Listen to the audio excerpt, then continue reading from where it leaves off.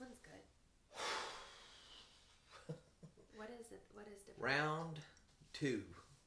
Welcome to our second episode, if you will, of Hold on, you got buzz. Unhinged but under. Are you picking stuff off? There's something sticking out of that. We're gonna fold it. Bothering? We're gonna fold it down. Is it bothering you? No, it's just It's bothering you. That doesn't bother me often. I think that's obsessive compulsive. Right. Like this. That is different. It is different. We're drinking our tea again. It's our good. afternoon It's tea. better. This isn't our bedtime tea. It's better. Speak for yourself. I'm out. taking a nap. I'm taking a nap. This is actually like a tea that I gotta drink. I gotta go be with teenagers tonight. So This is a tea I drink for cholesterol and like heart health. Oh. It's a herbal tea. Mm. But Herbal. we thank you guys for watching. Earlier this week we had fun with that. That was It's actually pretty shocking that there were more than 2 of you that watched it. yeah. To me anyway. So to the 4 of you that watched it, over and over again, really thank you. Yeah, thank you. And also find a hobby. I don't know who that was. I don't even know if that was somebody. I'm just kidding. I think it was Eli. Eli said he watched it a couple of times. He just wants to eat up all the wisdom that we have. It was crazy the Gen Z people that were like, I love this. Yeah. Yet they can't define their own generation.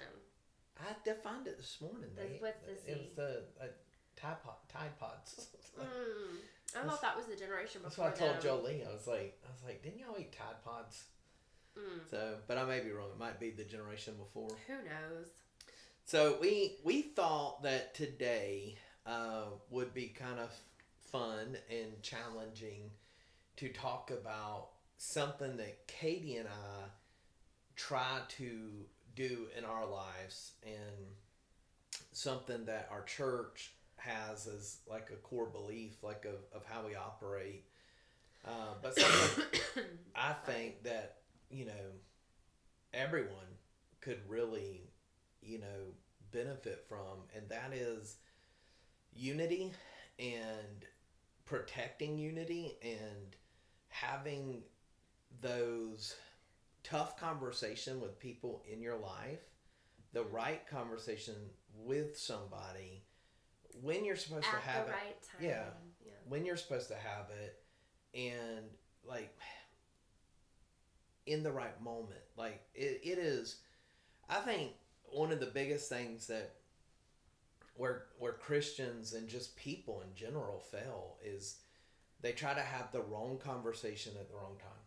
And like they'll do something in the spur of a moment. Like they'll just very that's called reaction. Reactionary. Yeah. That's called reaction. And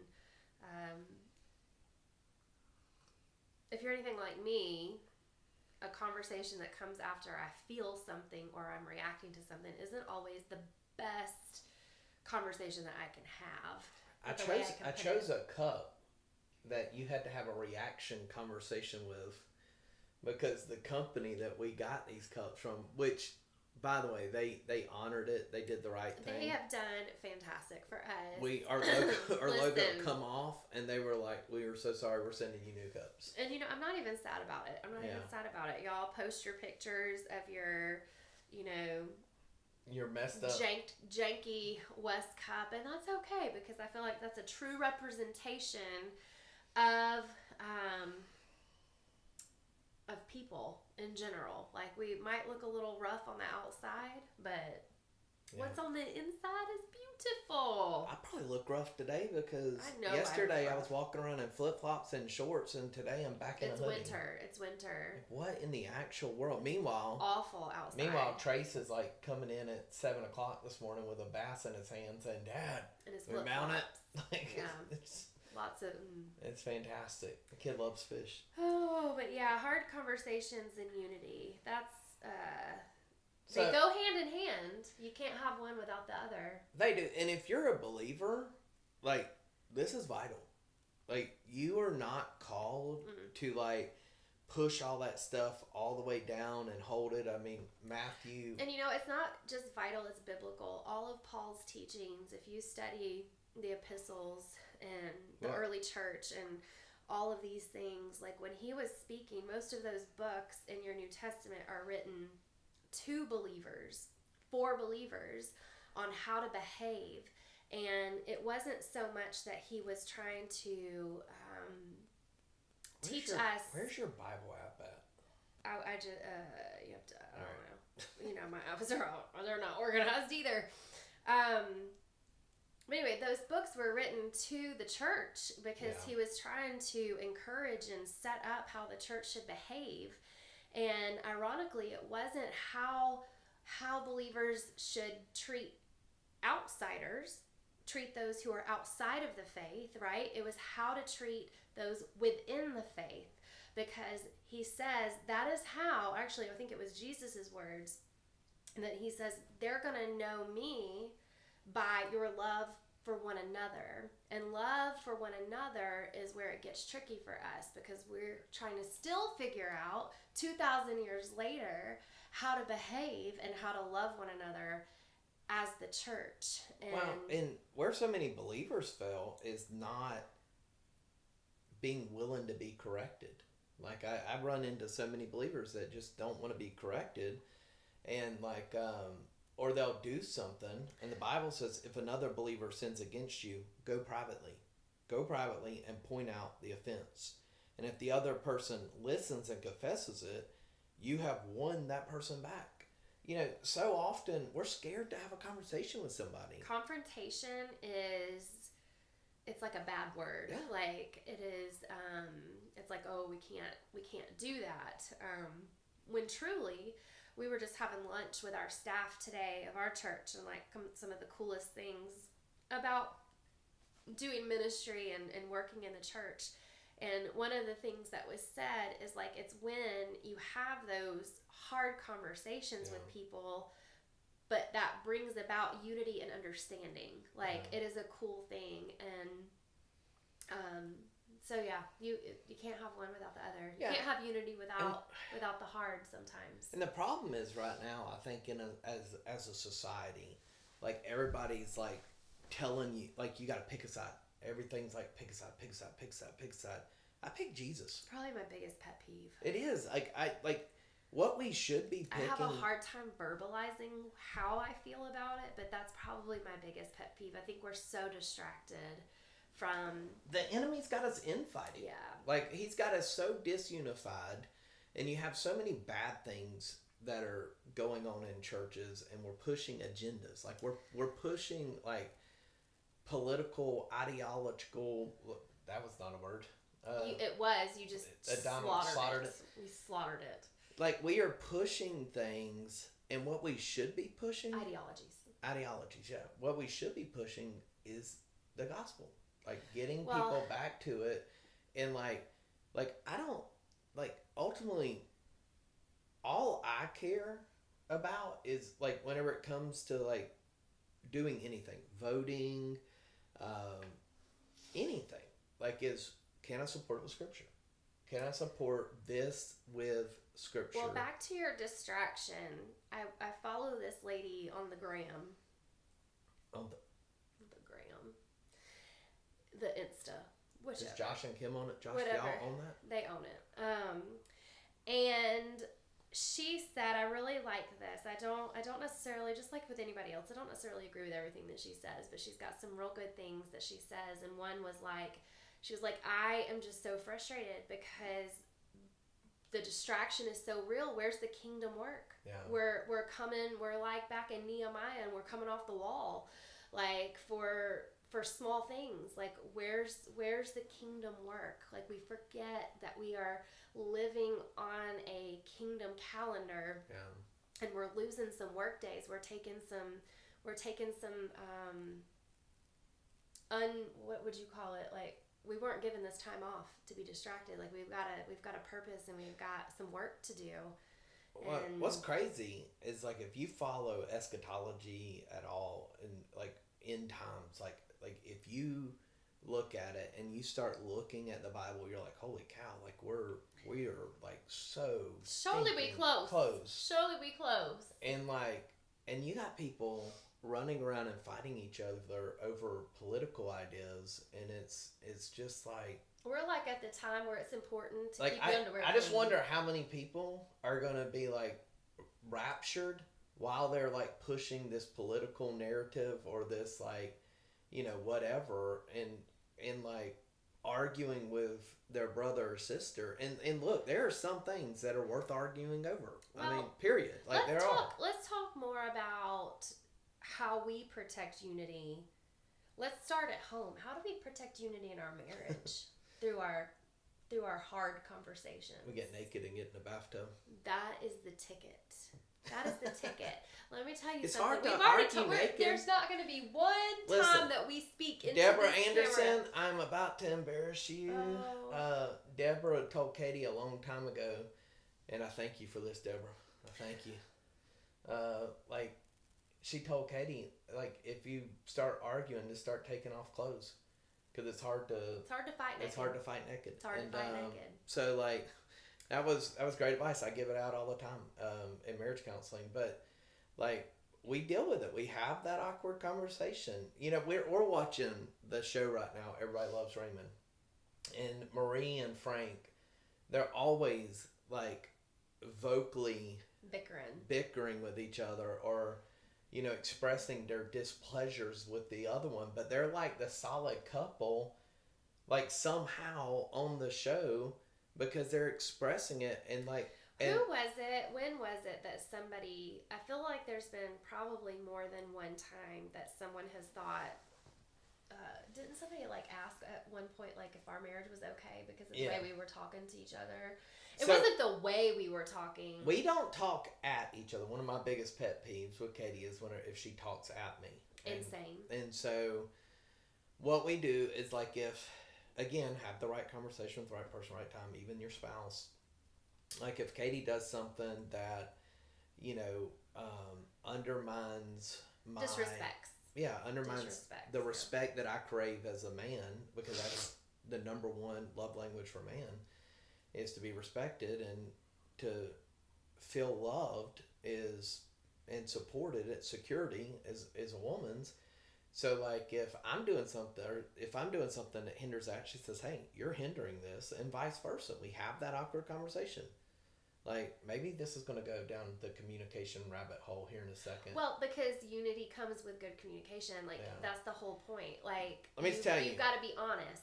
Honest communication. In marriage, and to our Gen Zers and people that are younger that are looking at getting married, and people that are married, or, like, you're dating, like, whatever. Like, the number one cause for divorce is communication. Lack of communication. Yeah. Like, you have to be able to have a conversation with your spouse. And if you're not willing to have a conversation with your spouse, most likely you're failing at communication elsewhere too. It's not just your spouse that you can't communicate with. Most likely you can't communicate. And so, like, one of the things that I always do with people is the win activity. I don't even know how to remember it. We don't have a script and we don't rehearse. I love the win activity. I hate the win activity, but it is biblical. So the win activity is when you do X, or say X. It makes me feel this way. I need, win, W-I-N, I need you to do this. So, like, you know, when you slap my butt all the time, like, it makes me feel... When you objective. Miss the laundry hamper... I can't help that. I was never good at basketball. By 2 rooms. It's, like, not even, like, the closet, the bathroom, and then the bedroom. Like, you miss it by a whole couple of rooms. Oh, I could talk about something you do once a month. Awkward silence. Yeah. I'm not going to. We both have things that we fell at. It's fine. Like, we both... You're good with the laundry hamper now? So good with it? No, but I'll let it be. I will too. I will too. We I just think it is like beyond important to communicate, and like friends having those conversations with your friends, even in like small group settings, because there's a lot of you that watch this that are believers, and you go to a small group or a Bible study, and there's somebody that irritates you, or Not in our small group. thinks We love you differently all. thinks differently than you.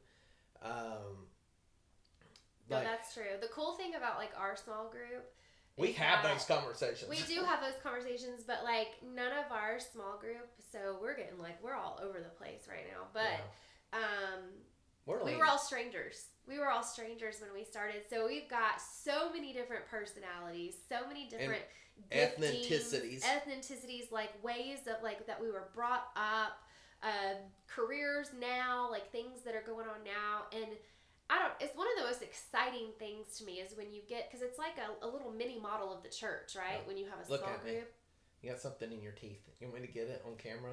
There you go. You got it. I got it. You nailed it. Is that weird? Okay. She had like a chunk hanging on. That's alright. It's alright. Just had some Willie Jewels. Anyway, it's a beautiful representation of the church. We're all different. We all bring something different to the table.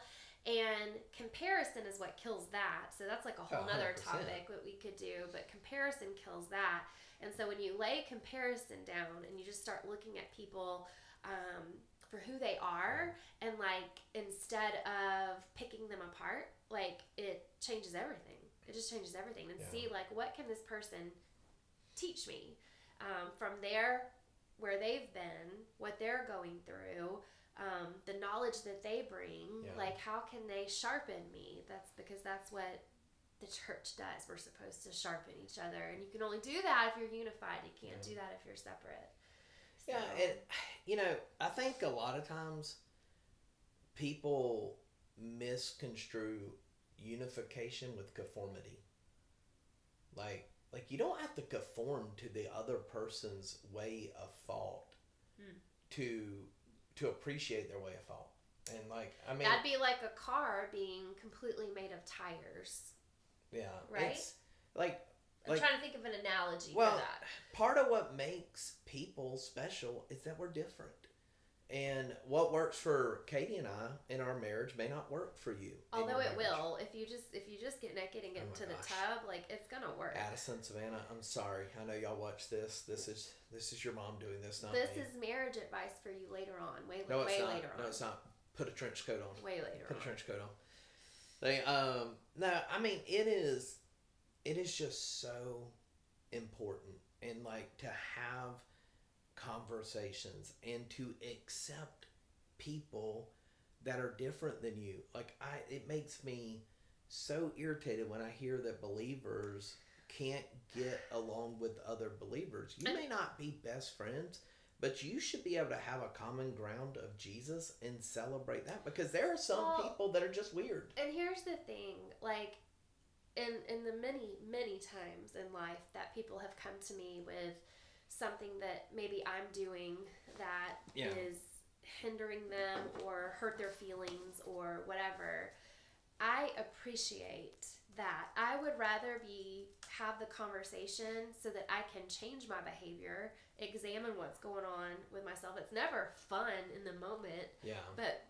you can always, like, hindsight, look back, and even in my marriage, even when Donald is so kind to tell me when I'm dead wrong about something, I can take that minute and I'll fight him more than I will a regular person. Yesterday on our walk, you were fighting. I wasn't fighting. I was just having to I'm trying to express my thoughts, and I have to work my thoughts out through words. Yeah.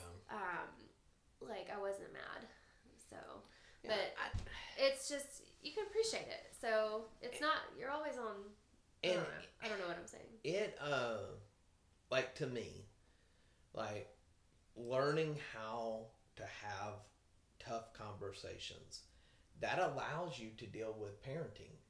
Like a lot of times, like parents fail at parenting, not because they can't parent, but because they don't want to have a tough conversation with their kid. Oh my gosh, and let me tell you, And parenting is like 98% conversation once you hit a certain age. Actually, it's all the time. Like when your kid is a toddler, you're constantly talking to them. And one of you is going to communicate better, most likely, if you're married, like, and you have kids. Like, one of you is going to communicate better with a child than the other one can. And and with us, I communicate better. Well, me and Savannah get along too. It's been seasonal. We communicate. Yeah, it is. It's seasonal because it depends of what season you're in and what the issue is also. But like, when I ask people like what they wanted us to talk about in the next thing, I think one of our friends said parenting in a digital age, and I was like, that'd be the shortest conversation ever. We don't allow our kids to do social media. Like, we don't. Like, they're finally at the point where they're asking about it, and I'll just tell you why. I'll tell you why. For me as a mom of teenage girls, that's a hard no for me. And the day's coming. We've got one that's going to be a senior in high school, graduating, ready to spread her wings and fly. While I can protect my girls from the comparison, from the temptation of comparison, from everything that they see. I mean, they already see a lot. We do let them they have phones. Everything is limited. There's no social media. So we're kind of talking about social media. The apps that they have they have to come to us. Even the websites, if they go to a new website, I literally have to approve it. Donald has to approve it. We've got some tight lockdowns on their phones. Our phones aren't locked down. But here's why, and it's because while we are able to protect them, while they're still so impressionable and figuring it out and looking and all this, looking at the world, trying to figure things out, I'm going to protect them. Yeah. I'm going to protect them, and I have no apologies for that. And there have been times like... And I've sat through some disturbing classes also on social media and the effects it has, and I'm just not willing to compromise on that personally. Well, and Addison came to me like, I guess it was probably like 6 months ago, and she was like, Dad, thank you, I get it now. And it was about like something that we drew a hard line on that she did not appreciate us drawing a hard line on, and then she was like, I completely understand this now. And we are unified on that, because even Donald will come to me sometimes and say, all right, how are we feeling about social media? And I'm like, this is how I feel, and he supports it. If I feel strongly, he will support it. Well, let's just talk about that, because this is important in communicating and having the right conversation too. Is like, we don't discuss things in front of our kids. Like, we go and have the right conversation with each other and have our disagreements with each other behind closed doors, so that when we do come out, we can be unified and we will back each other's play. Right. So let's just say Donald does not agree with me on social media, which I think he does. But he is to a degree. To a degree. Yeah. I'm more You're of more a hard line. You're more locked down than I am. I am. But he respects that, and he understands the reasoning. He knows I'm not just 100%. doing it to be mean or to say no. Like, I have solid, legitimate reasons as to why, and that's why he supports it. And we may find out one day that our kids have a secret account. I'd be disappointed. I think, honestly, their friends would tell us because they love us too. Like, it's, but I just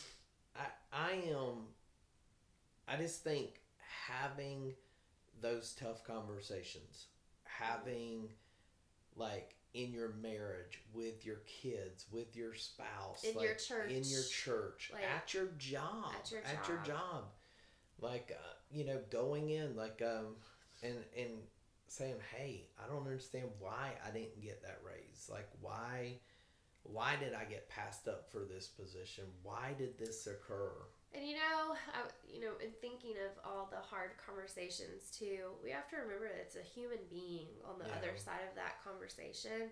And that's where the right way comes in. People are living lives that you will never know or see. And what I have found is that there is almost always something that's going on in that person's life that is bringing all these other reactions up to the surface. And it's important to like love that person well enough to say, hey, like, what is going on? Like, what's going on with you? Like, I see you. Like, I see that something is going on, and this is not your behavior. Like, so what is happening in your life? And hurting people have a tendency to hurt people. So a lot of times when somebody's lashing out at you, like I told one of our staff members today when we were having a conversation, I said, find out what is going on behind the scenes, because usually when somebody is reactionary, usually when somebody says something like out of line or whatever, there's usually a reason that happened. What's going on that has you stressed out, hurting? Like, why is this happening? I try not to post on any type of event the day of, like, or even in a lot of cases a few days removed, especially if it's a hot topic item, because like I can be emotional, and like you don't want to have emotional conversations. And people, like, one of the people try to communicate on social media with one another. Like, they'll try to have a conversation in a text thread. If I'm having a conversation, I like to send the person a private message where it's not like where me and that individual for the whole world to see. Yeah, me and that person can have a conversation in Messenger, and I can express my opinion.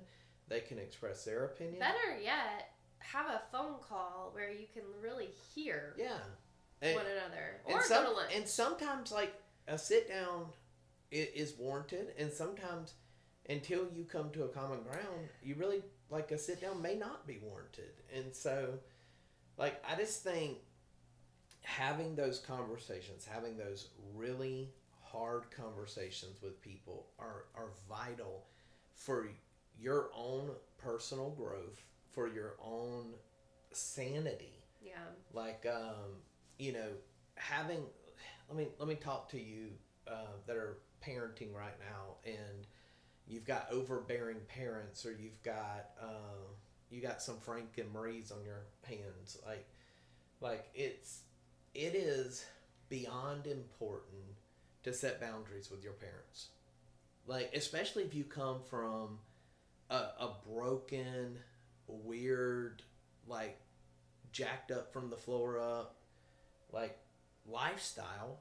I thought that was tore up from the floor up. Tore up from the floor. So, like having a conversation and saying, hey, I'm not going to expose my kids to that. Like, that's okay. You should. Hey, you are overstepping your bounds. You are, my husband's trying to lead me, and you're trying to lead me too. The Bible says leave and cleave. Like, having those conversations with your parents, and, it is so vital. And a lot of times people are like, well, how? How do we have that conversation? You have that conversation by voicing it the right way. At the right time. Of course, there's somebody blowing leaves right out there. So if you're hearing like it's humming in the background, it's a hum. It's somebody blowing the road right now. Well, you can find so many scriptures on unity and the importance. And I would, if you're looking for a place to start and you're looking for something to read in scripture right now, do a deep dive into some of those epistles, of some of those letters to the church. That Paul writes, because they're setting us up for success, pointing out the failures, and we mimic a lot of those things of the Church of Corinth and Ephesus and Galatia and all the different ones, and it's almost like, have we gotten any closer than further to like nailing it as believers? No, not really. That's why we still need Jesus. We need Jesus. He's the ultimate picture, and that gives me a lot of hope, honestly. But unity is pivotal in winning a lost world to Jesus, and it's pivotal in discipleship. It's pivotal in having healthy, meaningful relationships. It's just, it's a part of, it's pivotal. Yeah. In it all. So whatever area there's a struggle, like, yeah, maybe break that down. Well, I think one of the most, probably one of the most reoccurring themes in the Bible is failed communication. Like not have, like, think about the book of Hosea. Like, why is God angry at Israel in the book of Hosea? Because the people that were in charge of communicating were communicating the wrong thing, the wrong way. I mean, like, they had decided that they were going to practice syncretism and, like, all of these things, and you can't do that. Like, and so God was like, I'm about to lay the smack down. I just got done writing my sermon for chapter 5 and chapter 6, and, you know, God's like, sounds like it's gonna be a good like, one. it's going down. Like, it's going down, and, like, you're going down. Like, it, like, and it's, he communicated through prophets. He communicated through disciples and apostles. We have all of these things that are a guide to us, and there are also people that are guides to us that show us that a lot of times, like, communication, though it is very tough. Like, I think about Paul and Barnabas. Paul and Barnabas were on the same team. They were on Team Jesus. Like, Paul and Barnabas, like, both loved Jesus, were both working for Jesus. They couldn't get along. And they had to realize that their two personalities were just going to collide. And so they did what benefited the kingdom. That's right. And that's, like, the beautiful thing. Like, sometimes you got to do what benefits the kingdom too. Yeah.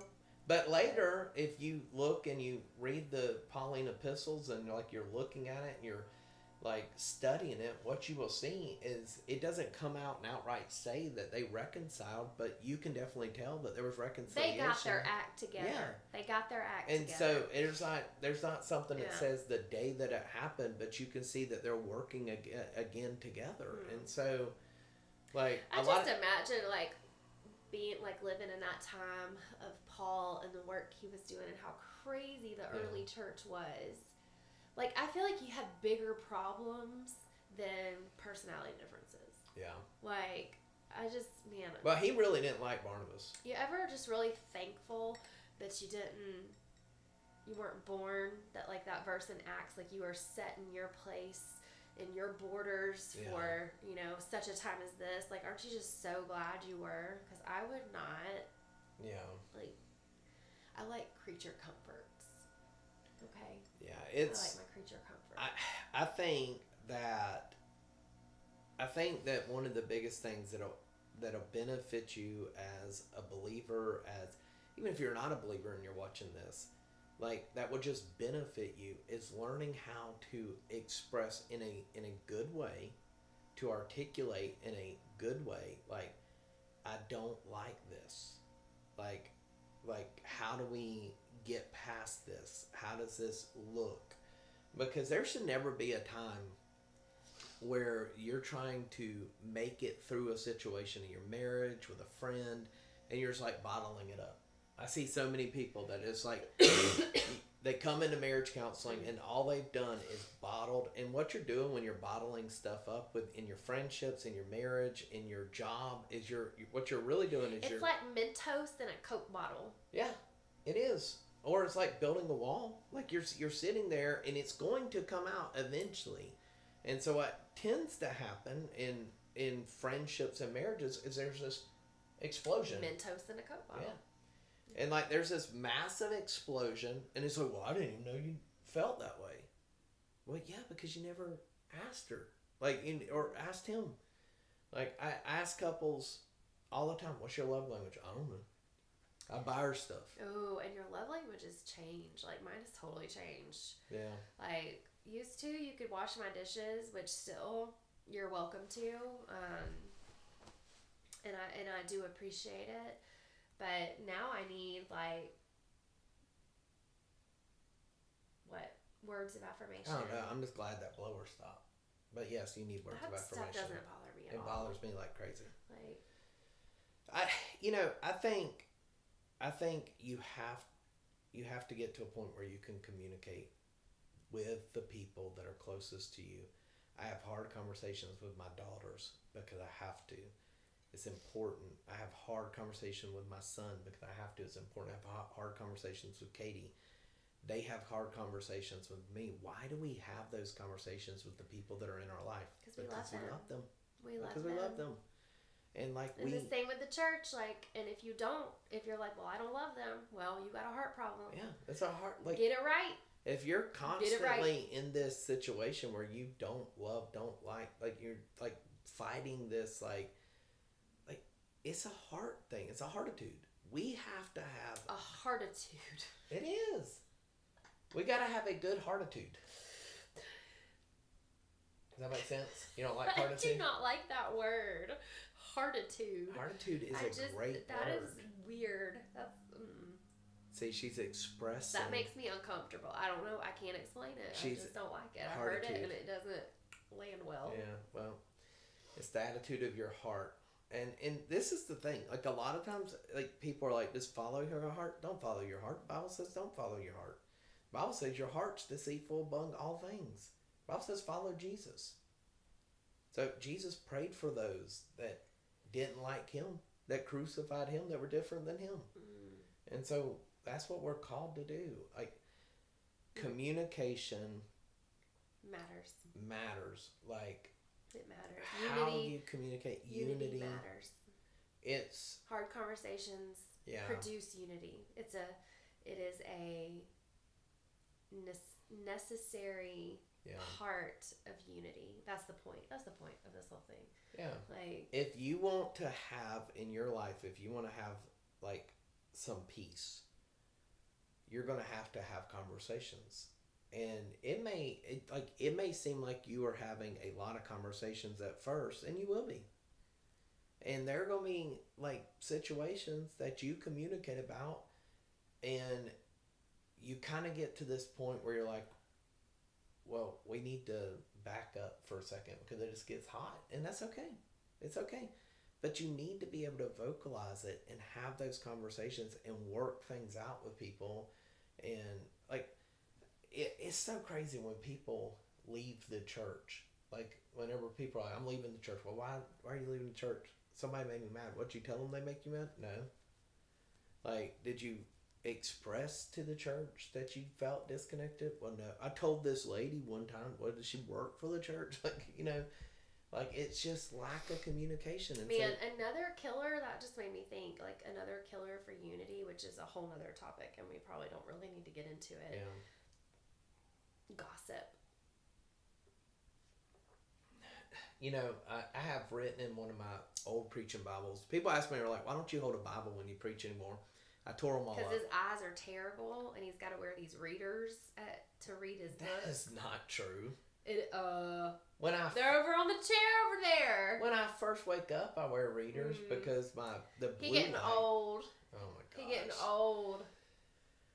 It is getting harder to see. Actually, but we both have readers. But I can still see my Bible fine. That's not why I don't. I'm just kidding with you. When I used to hold a Bible, I'd put my finger in it. I had a tendency to hit my Bible on my hand. And I constantly destroyed my Bible. Like I've went through Bibles like some people go through underwear. I mean, it's Bible just flipper. like what in the world? But in one of my preaching Bibles, I think I actually have it in 2 or 3 of them because I copied it, is a phrase that says, gossiping is like accepting stolen property. It makes you just as guilty of the crime. And what's so frustrating in the church today is you have Christians that are like gossiping, and they gossip. Well, they gossip through prayer requests. Like, yeah, that's one. Like one avenue. You ask people, how can I be praying for you? And they just like air all the dirty on. Well, let me tell you how you can be praying for Pastor Donald. That's right. Well, I can tell you what my friend Sally, like I can tell you, like, thank God I'm not them. That is a name you don't see often anymore. Sally. Yeah.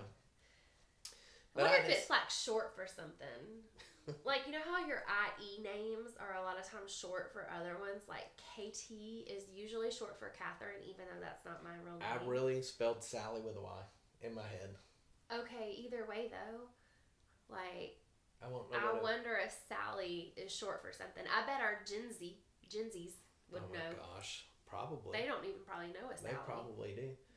But I just, like, again, as a Christian, you shouldn't be sitting there gossiping about where you are neither part of the problem or the solution. You can right there make a stand for well, unity. Pastor Donald, I'm a deacon, or I'm this or I'm that. I just felt like I'm letting them vent. You want to help your brother? Help them go to the person and have a conversation. Hey, let's go sit down with them.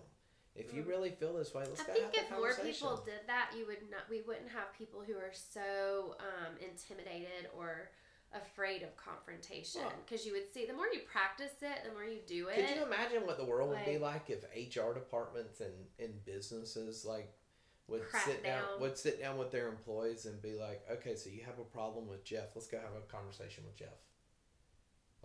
Let's just go deal with it. Let's just go rip this Band-Aid off so that. Hey, I wonder how many people are going to come to you or I after this and be like, I have a problem with you because we told them to.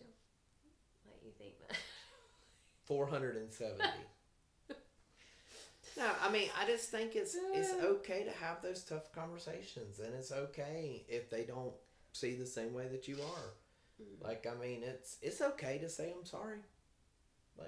Oh man. And it's okay to forgive. You should forgive. If somebody comes to you and says, "Hey man, I really screwed up," you know what? You did. I mean, what does Jesus say about forgiveness? Now, we are going to get into forgiveness on another episode, but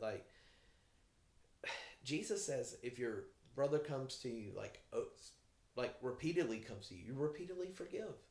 And that's hard to hear, but we should. What if he was ever tempted to be like, I'm about to die for you. Yeah. I'm about to do this. Just go forgive. Go forgive. Just hush and go forgive. Yeah. Shut your face. He probably didn't say that because that wouldn't be very Christ-like. I just think that for you who are watching, you need to understand, you need to hear, having the right conversation with people at the right time, the right way, it's life-giving. It's life-giving, it's life-changing, and what's going to happen in your marriage, in your jobs, everything is going to begin to help you go forward. It will produce. It'll produce good fruit. Yeah. Good fruit. Good fruit. Yeah, and it's going to help you grow in your marriage, and it's going to help you continue to grow in your friendships, especially in your friendships. Hey, I don't like it when you do this. That's fine. Unless you're Derek, don't tell me how to fish. Just kidding. Is there anything you would like to say to me right now? Let's go get in the bathtub.